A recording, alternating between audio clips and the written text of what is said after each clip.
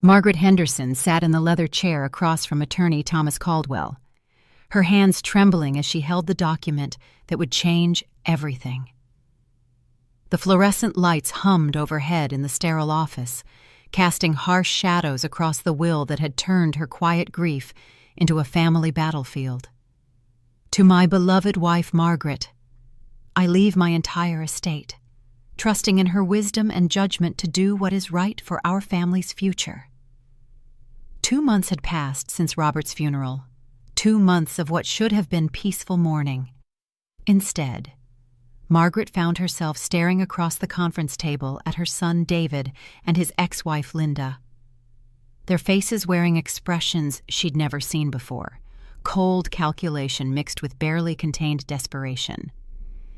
"Mrs. Henderson," Caldwell began, shuffling papers with practiced efficiency, "your husband's estate is valued at approximately $1.2 million. This includes your family home, worth roughly $650,000 investment accounts, totaling $400,000 and various other assets. However, there are also outstanding business debts that we're still calculating." David leaned forward, his jaw tight with frustration. "Mr. Caldwell, with all due respect, this will doesn't reflect my father's true intentions. He always talked about providing for his grandchildren's future, about making sure Emma and Jake could attend college without debt." Margaret studied her son's face, searching for the little boy who used to crawl into her lap during thunderstorms.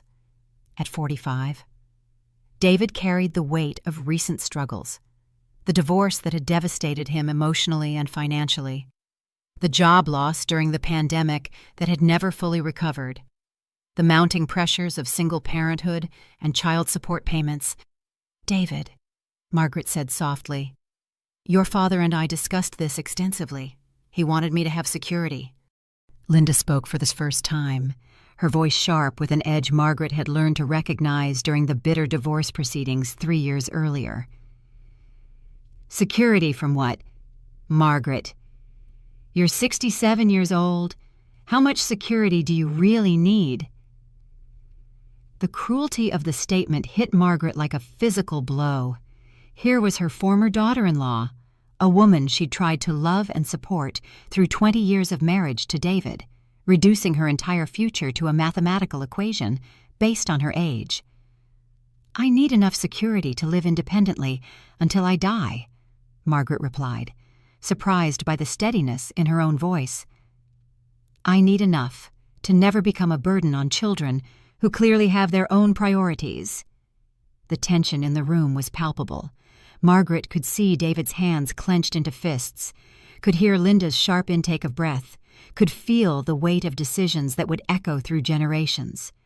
That evening, Margaret sat alone in the kitchen where she and Robert had shared morning coffee for 43 years. The same table, the same chairs, but everything felt different. The house that had once been filled with laughter and the comfortable routines of long marriage now echoed with uncertainty and conflict. She pulled out her phone and scrolled to Sarah's number.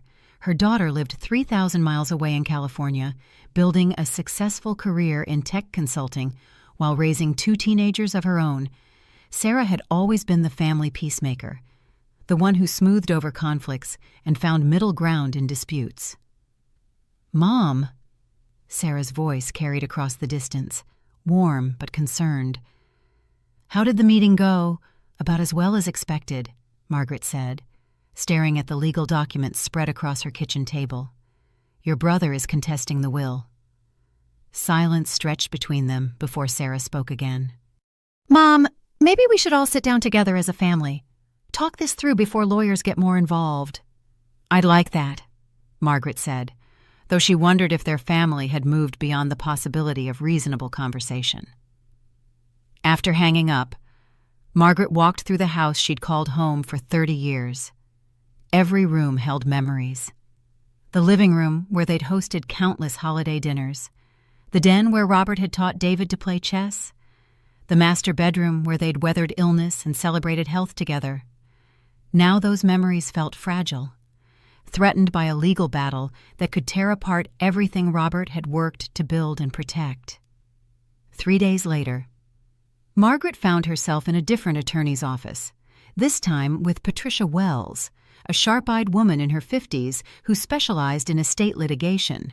Patricia's office walls were lined with law books and certificates, but her demeanor was warm despite the serious subject matter. "Mrs. Henderson, I need you to understand what you're facing," Patricia began, opening a thick file folder. "Your son has filed a formal contest of your husband's will, claiming diminished mental capacity at the time of its creation. This is a serious allegation that will require substantial evidence to prove or disprove." Margaret felt the familiar tightness in her chest that had become constant since Robert's death. What kind of evidence? David's attorney is pointing to an incident last summer when Robert forgot your neighbor's name during a conversation. They're claiming it's evidence of early-stage dementia that affected his judgment when writing the will. "That's ridiculous," Margaret said, her voice rising. Robert had just finished a round of chemotherapy. He was tired and on pain medication. Forgetting one name doesn't constitute mental incapacity. Patricia nodded sympathetically. "I agree, but we'll need medical experts to testify to that effect. We'll also need to demonstrate that Robert understood the nature and extent of his property, knew who his natural heirs were, and comprehended the effect of his testamentary choices." The legal terminology washed over Margaret like a foreign language. After 43 years of marriage, she was learning that love could be reduced to clinical terms and courtroom procedures. "What will this cost?" Margaret asked, dreading the answer. "Estate litigation is expensive. I estimate we'll need at least $25,000 to properly defend this will, possibly more if the case goes to trial. That money will have to come from the estate, which means it reduces whatever you might eventually inherit." Margaret felt the walls closing in around her. She was being forced to spend Robert's legacy to protect Robert's legacy, watching their life savings disappear into legal fees to defend wishes that should have been honored without question. That afternoon, Margaret returned home emotionally drained and financially terrified. She made herself a cup of tea and sat at Robert's desk in his study, surrounded by the books and papers that had been his sanctuary during their marriage. As she opened the top drawer, looking for a pen, her fingers brushed against an envelope marked "For Margaret's Eyes Only" in Robert's careful handwriting. With trembling hands, she opened it and began to read. "My dearest Margaret, if you are reading this letter, then someone is probably questioning my decision to leave everything to you. I want you to know that this choice was made with complete mental clarity and absolute love for you. I have watched David struggle with money his entire adult life. Every windfall becomes an excuse for poor decisions. Every gift becomes an expectation for more. I love our son, but I fear that a large inheritance would only enable the behaviors that have caused him so much trouble. Sarah is successful and independent. She doesn't need our help to build a good life for herself and her children. But you, my darling, you have spent 43 years putting everyone else's needs before your own. You have been the family caretaker, the problem solver, the one who sacrifices her own dreams to make everyone else's come true. This inheritance is not just money. It is my final gift of love to you. It is your freedom to live without asking permission, without depending on children who have their own lives to lead, without apologizing for taking up space in a world that often forgets the value of older women. I know this decision may cause conflict. I know our children may not understand, but I trust you to handle this situation with the wisdom and strength you have shown throughout our marriage. Use this money wisely, but use it for yourself. You have earned every penny through decades of love, sacrifice, and partnership. I love you always, Robert." Margaret read the letter 3 times, tears streaming down her face. Robert had anticipated this battle. He had known that leaving everything to her would create conflict, and he had made that choice anyway because he believed she deserved protection and independence. For the first time since his death, Margaret felt a spark of something stronger than grief, determination. Robert had trusted her with this final act of love, and she would not let anyone take it away from her. Sarah arrived on Friday evening, looking exhausted from her cross-country flight and the emotional weight of family crisis.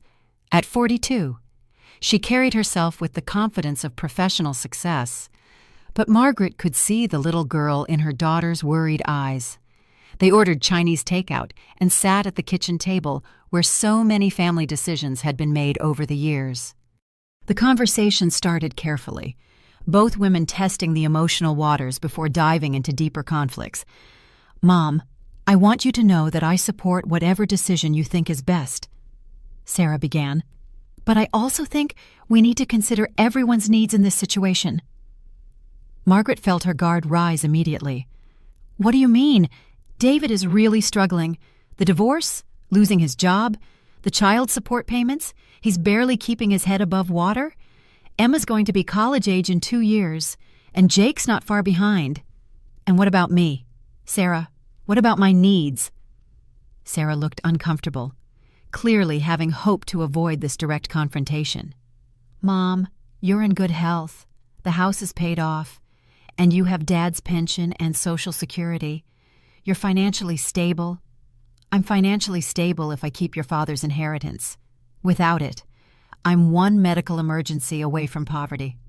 But you're 70 years old, Mom. Realistically, how much money do you need for the next 10 or 15 years? The question hit Margaret like a slap. Even Sarah, her supposedly supportive daughter, saw her as an old woman whose remaining life could be calculated and budgeted like a business expense. "I need enough money to live with dignity and independence," Margaret said quietly. "I need enough to never have to ask my children for permission to buy groceries or see a doctor. I need enough to matter as a human being, not just as someone's mother who should be grateful for whatever scraps the family deems appropriate." Sarah's face reddened. "That's not what I meant, and you know it. Isn't it?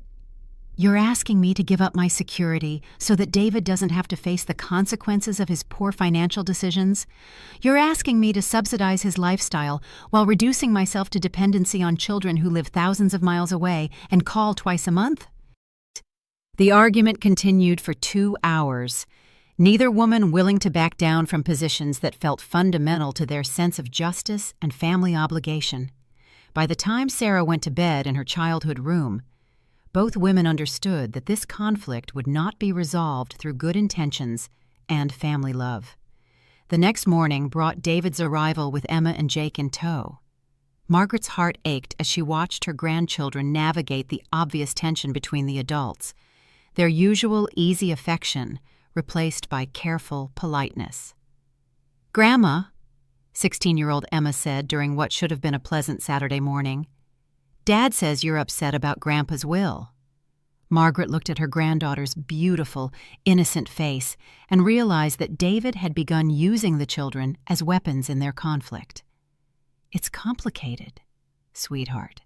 Sometimes adults disagree about important things. But Dad says you could help him save our house if you wanted to," 14-year-old Jake added, his voice carrying the confusion of a child forced to understand adult problems. "He says Grandpa would have wanted you to help us." The manipulation was so blatant that Margaret felt nauseated. David was coaching his children to guilt-trip their grandmother, forcing them to become participants in a conflict they were too young to understand. "Jake, your grandfather left very specific instructions about how he wanted his money used. I'm trying to honor his wishes." "But what about our wishes?" Emma asked, and Margaret could hear David's words coming out of her granddaughter's mouth. "Don't we matter too?" Before Margaret could respond, David appeared in the kitchen doorway. "Kids, why don't you go watch TV in the living room? I need to talk to Grandma." Once they were alone, Margaret confronted her son directly. "How dare you use those children to manipulate me?" "I'm not manipulating anyone," David shot back. "I'm helping them understand what's at stake here. Their future is being sacrificed for your comfort." "My comfort, David? I'm talking about basic survival, Not luxury. I'm talking about having enough money to age with dignity instead of becoming a burden on my children. You're never going to be a burden. Mom, Sarah and I would take care of you. Like you're taking care of yourself. Like you took care of your marriage and your finances. The words were cruel. But Margaret was beyond caring about David's feelings. He was threatening her future while demanding that she trust him with her welfare, despite abundant evidence of his poor judgment. David's face went white with anger. So that's what this is about. You think I'm a failure? I think you're a grown man who needs to solve his own problems instead of demanding that his elderly mother sacrifice her security to bail him out of situations he created. That evening, after David left with the children, Margaret sat alone in her house and realized that her family, as she had known it, was gone forever. The people she had loved and protected for decades were now adversaries in a battle that would determine not just her financial future, but her fundamental worth as a human being. Patricia Wells called Margaret on a rainy Tuesday morning 3 weeks later with news that would change everything. Margaret, you need to sit down. Our private investigator has uncovered some information about David's finances that significantly strengthens our case. Margaret gripped the phone tightly, bracing herself for whatever revelation was coming. David has been gambling, Patricia continued. Casino transactions totaling over $15,000 in the past year alone. Credit card records show a pattern going back at least 3 years, possibly longer. The news hit Margaret like a physical blow. She had known David was struggling financially, but gambling addiction explained so much: the mysterious money shortfalls, the desperate edge to his requests for help, the way he always seemed to need just a little more to solve his problems. There's more, Patricia said. We've also discovered that Robert was quietly paying David's mortgage for the past 2 years. Bank records show monthly transfers totaling $40,000 over that period. Margaret felt the room spinning around her. $40,000. Your husband never told you. Never. David always said he was managing fine on his own. He never acknowledged receiving any help from his father. The implications were staggering. David had been claiming that Robert left him nothing, when in fact, Robert had been providing substantial financial support right up until his death. More damaging to David's case, it showed that Robert was well aware of his son's financial struggles and had made a conscious choice about how much help to provide. This changes everything, Patricia explained. We can demonstrate that Robert was already supporting David significantly, which makes the will's provisions seem more reasonable, not less. It also undermines David's claim that he was unfairly excluded from his father's estate. That evening, Margaret called Sarah with the news. Her daughter's response was stunned silence, followed by explosive anger. $40,000, Sarah finally said. Dad gave David $40,000 and never said anything to us. Apparently so. And David never mentioned it when he claimed your father left him nothing. This explains so much, Sarah said, her voice tight with emotion. All those times David said he was doing fine. All those times I felt guilty for not helping more. Dad was already helping, and David was lying about it. For the first time since the legal battle began, Margaret heard doubt in Sarah's voice, doubt about David's honesty and the righteousness of his cause. Sarah, there's something else. David has a gambling problem, serious enough that he's lost at least $15,000 in the past year. The silence stretched so long that Margaret wondered if the call had been dropped. A gambling problem, Sarah repeated finally. Jesus, Mom, and he wants us to give him more money. Now you understand why your father structured the will the way he did. Robert knew about David's problems. He was trying to protect all of us from enabling destructive behavior. Margaret felt a shift in the family dynamic. Sarah's unwavering support for David's position was cracking, replaced by the uncomfortable realization that their father might have known things they didn't. Armed with new information about David's gambling addiction and Robert's secret financial support, Margaret felt more confident about her legal position. Unfortunately, David's response to the discovery was to escalate his harassment campaign. It started with daily phone calls that grew increasingly hostile and threatening. "You hired a private investigator to spy on me." David's voice was ice cold when he called the morning after Patricia had shared the gambling evidence with his attorney. "I hired an attorney to protect my interests." Margaret replied, "The investigation was a natural part of defending your father's will. You're destroying this family. Mom, you're tearing apart everything Dad worked to build. Your father worked to build security for me. You're the one trying to tear it apart. Dad would be ashamed of what you're doing. Your father would be ashamed of your gambling addiction and the lies you've told about his support." David's response was a string of profanity that Margaret had never heard from her son before, followed by threats that made her hands shake as she hung up the phone. The calls continued daily, each one more abusive than the last. Margaret began recording them on Patricia's advice, building a case for harassment and elder abuse. But the real escalation came when David showed up at her house unannounced on a Thursday afternoon, carrying an official-looking document and wearing an expression of desperate determination. "Look at this, Mom." He thrust a foreclosure notice at her, his hands shaking with either rage or desperation. "Look what your selfishness has caused." Margaret examined the document with growing dread. David's house would be sold at auction in 30 days unless he could come up with $8,000 in back mortgage payments. "David, this is dated 3 months ago. You were behind on your mortgage before your father even died." "That's not the point. The point is that you could solve this with one phone call, but you're choosing to let your grandchildren become homeless instead. I'm choosing to honor your father's wishes instead of enabling your gambling addiction." David's face went white with rage. "Don't you dare throw that in my face. I've got it under control." "Do you? When was your last bet, David?" He couldn't answer, which was answer enough.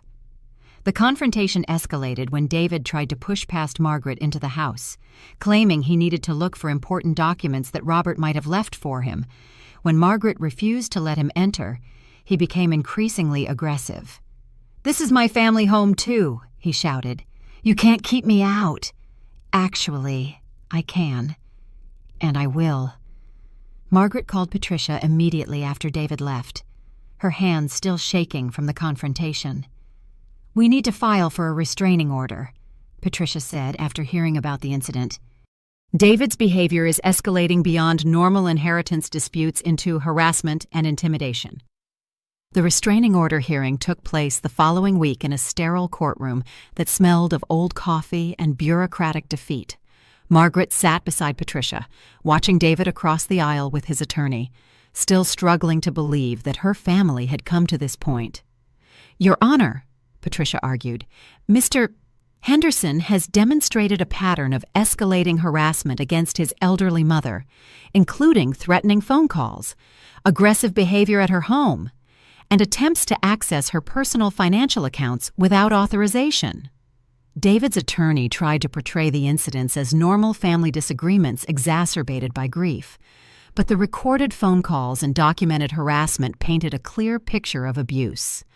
The judge, a tired-looking woman in her 60s, granted a temporary restraining order that prohibited David from contacting Margaret except through attorneys. As they left the courthouse, Margaret caught sight of David's face and saw something that broke her heart.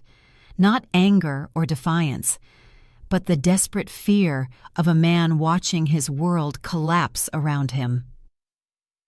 Sarah flew home the weekend after the restraining order was granted, and her reaction was explosive in ways Margaret hadn't anticipated. "A restraining order? Mom, against your own son." They were standing in Margaret's kitchen, the same space where they had argued 3 months earlier. But now the conflict felt deeper and more personal. "Sarah, he was threatening me. He tried to force his way into my house. He's desperate. His children are about to lose their home. And instead of helping him, you're treating him like a criminal." Margaret stared at her daughter, seeing clearly for the first time how Sarah viewed the situation. Despite the gambling revelations, despite David's lies about Robert's support, Sarah still saw Margaret as the unreasonable party. "What would you have me do?" "Sarah, give him money to gamble away, enable his addiction while impoverishing myself." "I'd have you act like his mother instead of his enemy. I have been acting like his mother for 45 years. I've been enabling his poor choices, making excuses for his behavior, and protecting him from consequences. Maybe it's time he learned to be an adult." Sarah's voice rose to match her mother's. "And maybe it's time you learned that being a mother doesn't end when your children turn 18. Emma and Jake didn't choose to have a father with problems. Why should they suffer because you want to hoard money you'll never spend?" The accusation of hoarding stung because it echoed Margaret's own doubts about her motivations. Was she being selfish? Was her desire for security really just greed disguised as principle? "Sarah, I need you to understand something. Your father didn't leave me this money so I could give it away to solve David's problems. He left it to me so I would never have to depend on children who clearly see me as an inconvenience." "That's not fair, Mom." "Isn't it? You live 3,000 miles away. Sarah, you call twice a month if I'm lucky. David is facing foreclosure because he chose to gamble instead of paying his mortgage.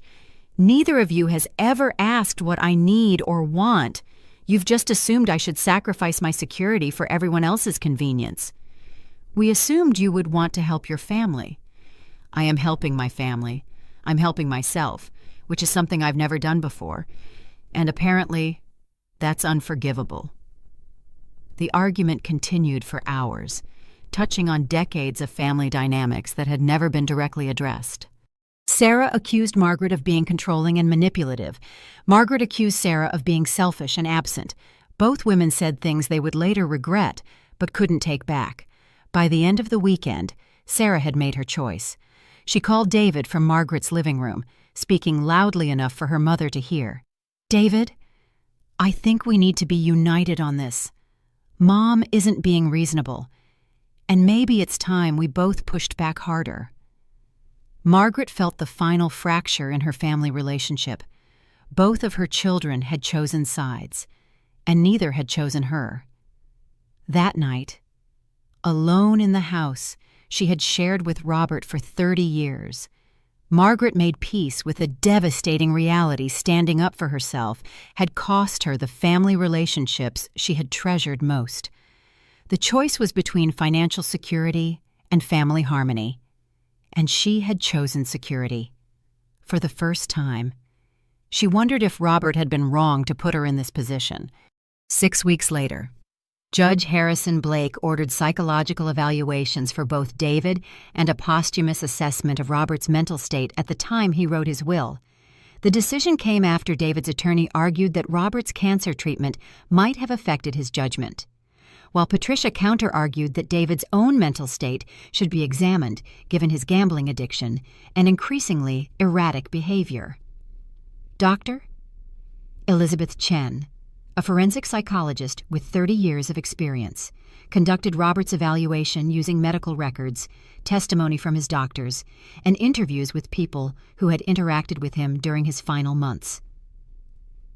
Based on all available evidence, Dr. Chen testified during a preliminary hearing. Robert Henderson showed no signs of cognitive impairment or diminished mental capacity at the time he executed his will. His cancer treatment may have caused fatigue and occasional memory lapses, but there is no indication that it affected his understanding of his financial situation, his family relationships, or the consequences of his testamentary choices. David's evaluation, conducted by Dr. Michael Torres, revealed a more complex psychological profile that ultimately undermined his case rather than supporting it. Mr. D. Henderson presents with significant symptoms of depression, anxiety, and behavioral patterns consistent with gambling addiction. Dr. Yes Torres reported, he shows poor impulse control, difficulty accepting responsibility for his financial decisions, and a tendency to blame external factors for problems that stem from his own choices. The irony was not lost on anyone in the courtroom. David had challenged his father's mental competency while demonstrating serious psychological problems of his own. Patricia used the evaluation results to devastating effect during cross-examination of David. "Mr. Henderson, Dr. Torres indicated that you have difficulty accepting responsibility for your financial problems. Is that an accurate assessment?" "I take responsibility for my mistakes," David replied, but his body language suggested otherwise. "Then you accept responsibility for the gambling losses that contributed to your mortgage default. Those losses weren't—" "It's not that simple. You accept responsibility for lying to your family about receiving $40,000 in support from your father. I didn't lie. I just didn't think it was relevant. You didn't think $40,000 in financial assistance was relevant to a dispute about inheritance." David's attorney objected, but the damage was done. Every answer made David appear less credible and more desperate. Margaret's transformation during this period surprised everyone, including herself. The woman who had spent 43 years avoiding conflict and seeking family harmony became a strategic fighter who documented every interaction and built her case methodically. She started carrying a small recording device, capturing David's threatening voicemails and hostile comments during chance encounters. She kept detailed logs of his unannounced visits and attempts to manipulate the grandchildren. Most importantly, she began building a support network of people who had witnessed David's behavior. Mrs. Chen, her 80-year-old neighbor, became an unexpected ally and mentor. "I went through something similar when my husband died," Mrs. Chen explained over tea in Margaret's kitchen. "My children decided I was too old to manage money responsibly.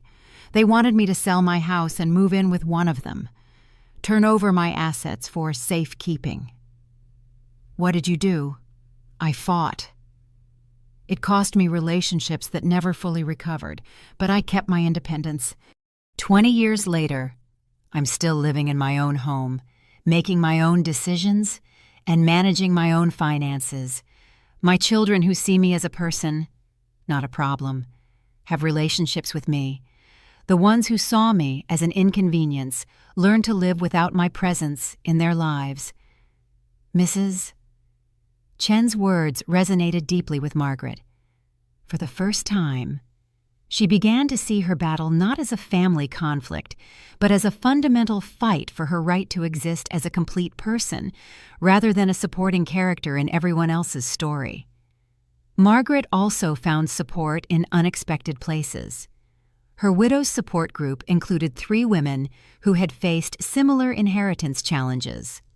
One had given in to family pressure and now lived in a subsidized apartment, dependent on children who resented her continued existence. Another had fought and won, maintaining her financial independence but losing relationships with 2 of her 3 children. "The hardest part," explained Dorothy, a 73-year-old former teacher, "isn't the money. It's accepting that your children might not be the people you thought they were. It's realizing that some people, even family members, see your continued existence as an inconvenience to their plans." Margaret began attending financial planning classes for widows, learning to manage investments she had never understood during her marriage. The knowledge gave her confidence and control over her future that she had never experienced before. Most importantly, she started volunteering at a senior legal aid clinic, helping other elderly people navigate inheritance disputes and elder abuse situations. The work gave her perspective on her own situation and purpose beyond her family conflicts. "What I learned," Margaret told the support group she eventually began facilitating, "is that love doesn't mean accepting mistreatment. Sometimes the most loving thing you can do is set boundaries that protect everyone involved, even if those boundaries are uncomfortable." 8 months into the legal battle, Patricia called Margaret with news that would change everything once again. "Margaret, we've discovered another document in Robert's safety deposit box. You need to come to my office immediately." The second letter was longer and more detailed than the first, written 6 months before Robert's death and witnessed by his attorney and doctor. "My dearest Margaret," it began.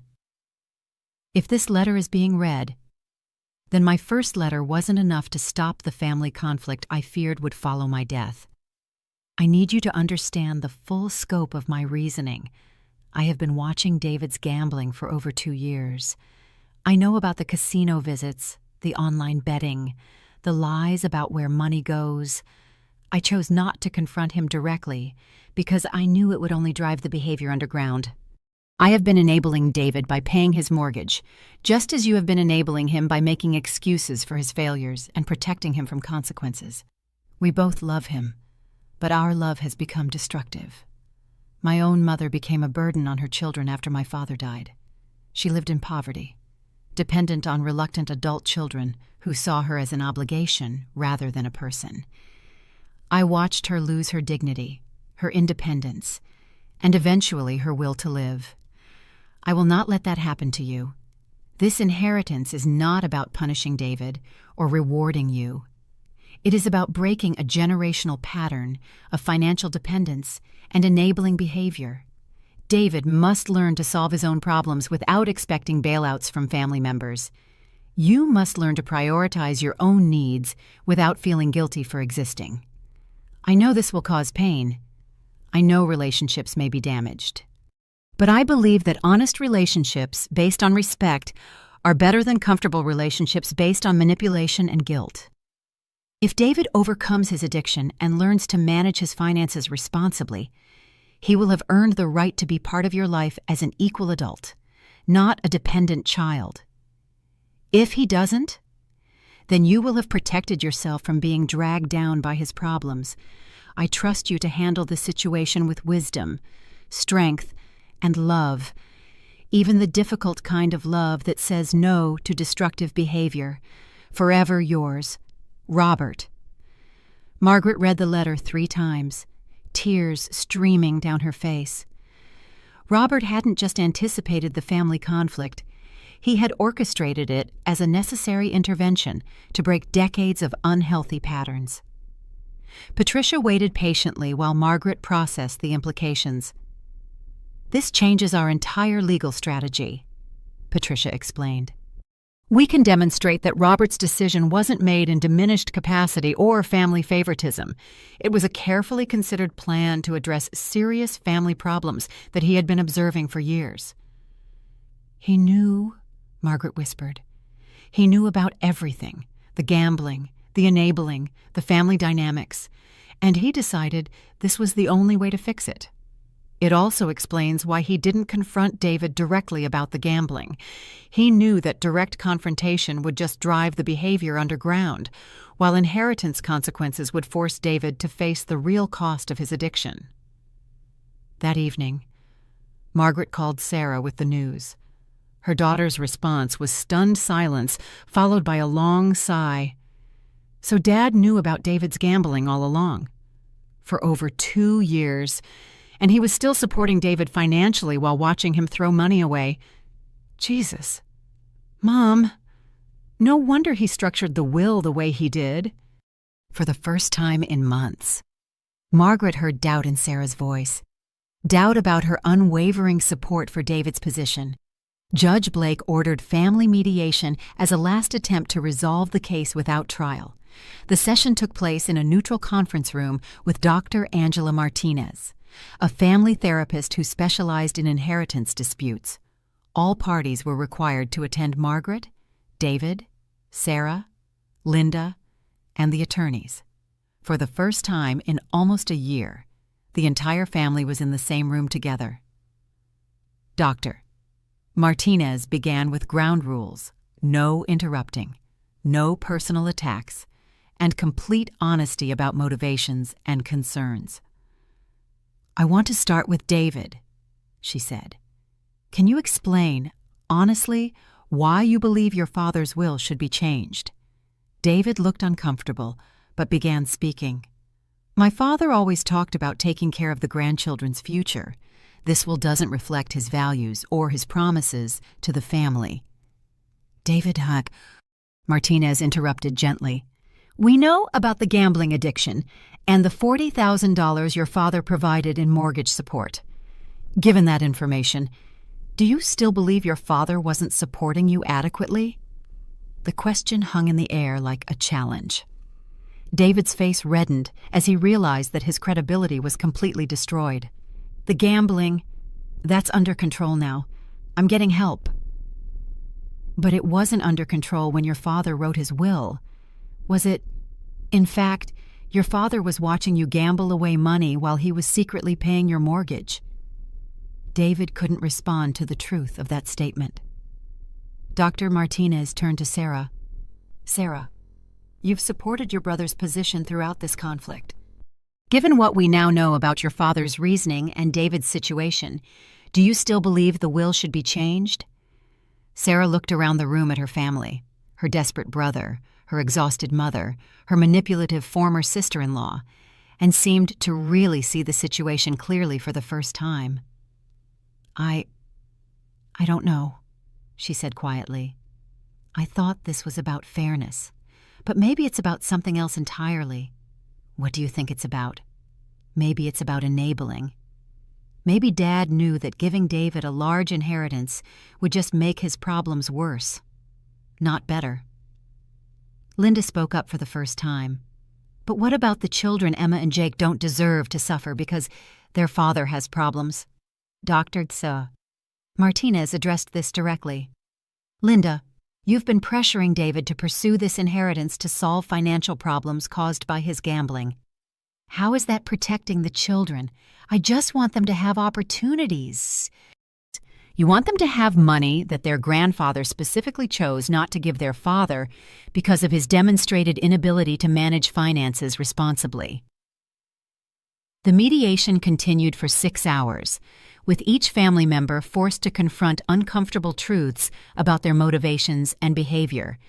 David finally broke down and admitted the full scope of his gambling addiction, not just the casino visits, but online betting that had cost him nearly $30,000 over 3 years. Linda admitted that she had known about the gambling and had been pressuring David to pursue the inheritance specifically to cover gambling debts. Sarah admitted that she had supported David's position not because she thought it was fair, but because she felt guilty about living so far away and not being more involved in the family's problems. Margaret, when her turn came, surprised everyone with her honesty.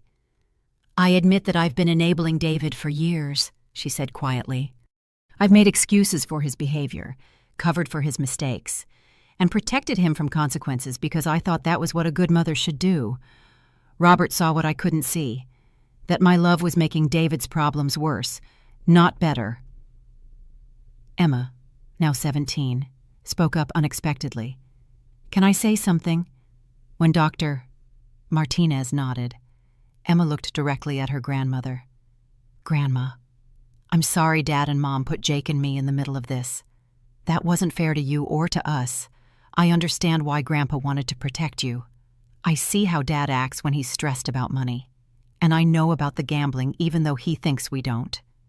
The teenager's maturity and honesty broke through the adult's defensive barriers in a way that hours of mediation hadn't achieved. Jake, 14 and clearly uncomfortable with the adult emotions in the room, added quietly, "I just want our family to stop fighting." Dr. Martinez used the children's honesty to guide the adults toward a resolution that acknowledged everyone's needs while respecting Robert's fundamental intentions. The settlement reached after 8 hours of painful honesty wasn't what anyone had originally wanted, but it was what everyone could live with. Margaret would keep the house and 70% of the liquid assets, ensuring her financial security for the remainder of her life. David would receive a lump sum of $75,000, but with strict conditions: completion of a gambling addiction treatment program, monthly meetings with a financial counselor for 2 years, and proof of responsible money management before any additional family financial support would be considered. Sarah would inherit the family heirlooms, Robert's collection of rare books, and a smaller cash inheritance. Most importantly, a trust fund would be established for Emma and Jake's education, with Margaret as trustee. This ensured the grandchildren's future while preventing the money from being used to enable David's addiction. The arrangement wasn't generous to David, but it wasn't punitive either. More importantly, it created a framework for rebuilding family relationships based on honesty and accountability rather than manipulation and guilt. "I want you all to understand," Margaret said during their first family conversation after the settlement, "that these conditions aren't about punishment. They're about protection, protecting David from his addiction, protecting the grandchildren from financial instability, and protecting me from being forced into dependency." David's pride was clearly wounded, but his desperation had been replaced by something that looked like relief. The secret of his gambling addiction was finally out, and he no longer had to maintain the exhausting pretense that everything was under control. "I know I screwed up," he said quietly. "I know I hurt you, Mom. I was so scared about losing the house, about disappointing my kids, that I convinced myself you were the problem instead of dealing with my own mistakes." Margaret reached across the table and took her son's hand. "David, I love you, but I can't save you from the consequences of your choices. What I can do is support your efforts to save yourself." Sarah's relationship with her mother had been fundamentally changed by the mediation process. The easy assumptions about family roles and responsibilities had been replaced by more complex but honest dynamics. "Mom, I owe you an apology," Sarah said during one of their first post-settlement phone calls. "I never really thought about what Dad's death meant for your future. I just assumed you'd be fine because you always seemed fine." "I spent 43 years making sure everyone else was fine," Margaret replied. "Maybe it was time someone made sure I was fine too." To 6 months after the settlement, the Henderson family had settled into a new normal that was less comfortable but more honest than their previous relationships. David completed an intensive gambling addiction program and began attending Gamblers Anonymous meetings twice a week. The $75,000 inheritance allowed him to save his house and pay off his most pressing debts. But the financial counseling requirement forced him to confront spending patterns he had been avoiding for years. "It's humiliating sometimes," David admitted during one of his monthly check-ins with Margaret. "Having to account for every dollar, proving that I'm managing money responsibly, but I understand why it's necessary." Margaret had learned to set boundaries that protected both of them. She would support David's recovery efforts but wouldn't enable his backsliding. When he asked for an advance on the grandchildren's trust fund to cover an unexpected car repair, she said no and stuck to it when he tried to guilt her into changing her mind. The old me would have given him the money to avoid conflict, Margaret told her widow's support group. The new me understands that avoiding conflict isn't the same as solving problems. Linda, surprisingly, had become an unexpected ally in David's recovery. The mediation process had forced her to confront her own role in enabling his addiction.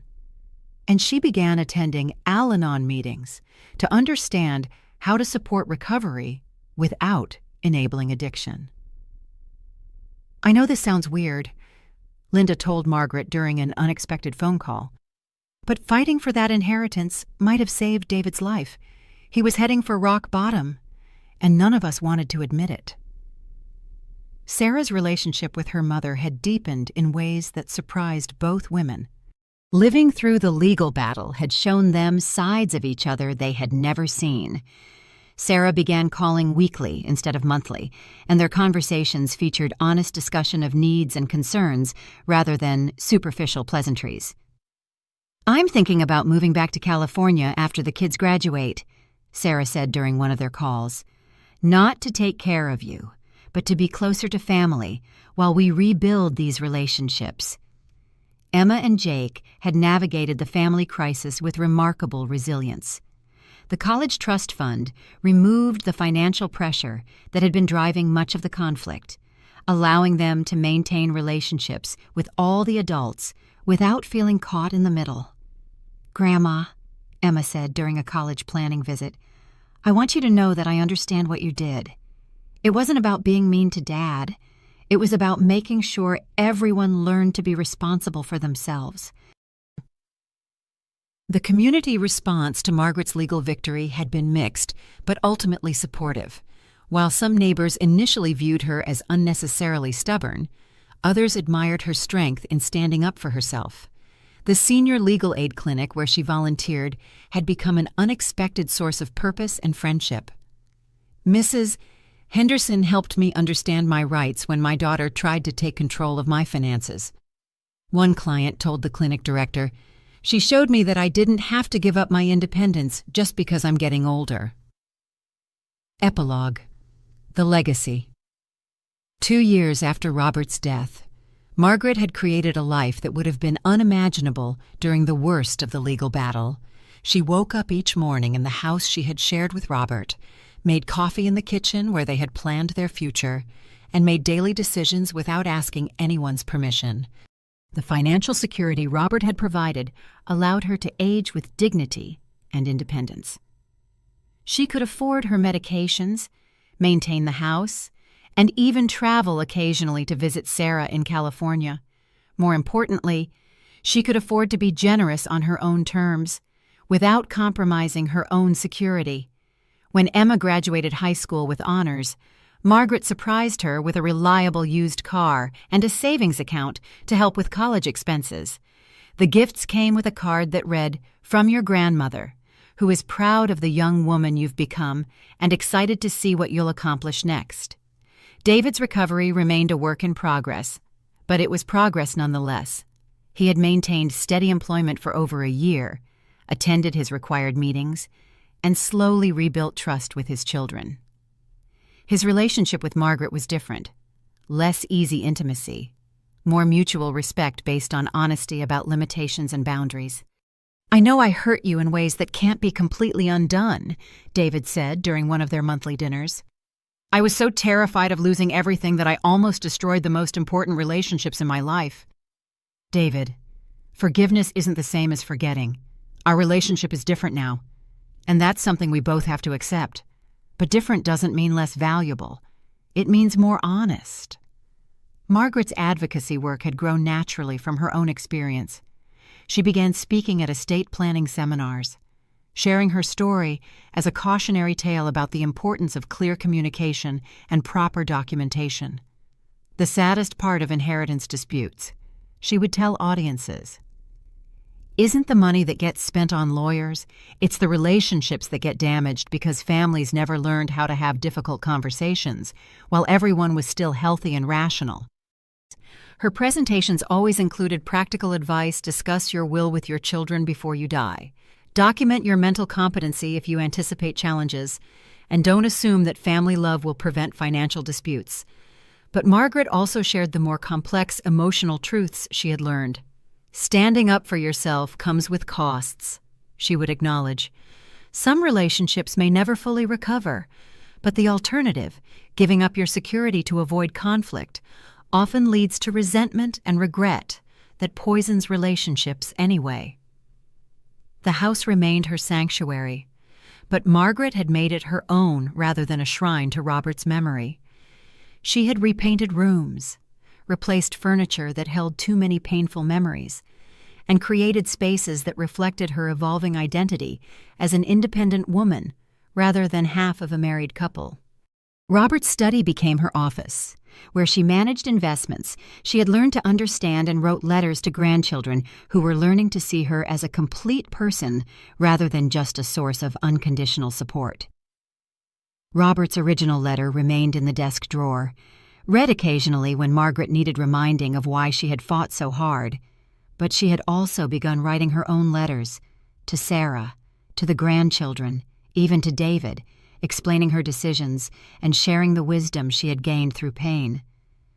"I want you to know," she wrote to Jake before his 16th birthday, "that standing up for yourself isn't selfish. It's necessary. The people who truly love you will respect your boundaries, even if they don't like them. The people who don't respect your boundaries don't really love you. They love what you can do for them." Margaret's story hadn't ended with a perfect resolution because real life rarely provides perfect resolutions.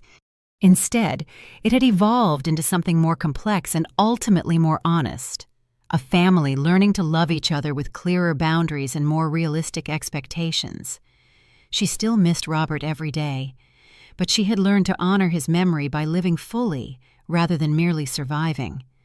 The inheritance he had left her wasn't just money and property. It was permission to matter, to make decisions based on her own needs, and to exist as a complete person worthy of love and respect. The legal battle that had seemed like the end of her family had actually been its beginning. They were different now. Less comfortable, perhaps, but more honest. And in that honesty, Margaret had found something she had never expected to discover at 67 years old: her own voice, her own strength, and her own value as a human being whose life mattered beyond her usefulness to others.